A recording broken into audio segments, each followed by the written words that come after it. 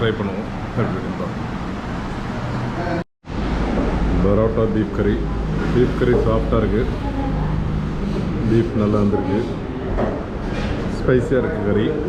பரோட்டாவும் சாஃப்டாக இருக்குது. சாப்பிடுவோம். எனக்கு யாராவது வந்தால் பரோட்டா பீஃப் சாப்பிடாம இருக்கக்கூடாது. அதனால தான் வந்து இங்கேயும் சாப்பிட்டு போய் பண்ணணும்னு பார்த்தேன். நல்லாயிருக்கும்.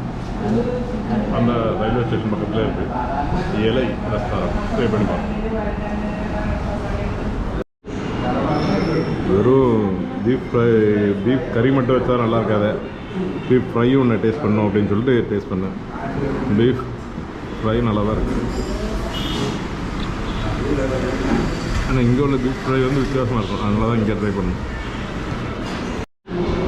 பீஃப் ஃப்ரை வந்து நல்லா குக்காக இருக்குது. சாப்பிட்றதுக்கு அந்த மசாலா டேஸ்ட்டே வந்து வேறு மாதிரி இருக்குது.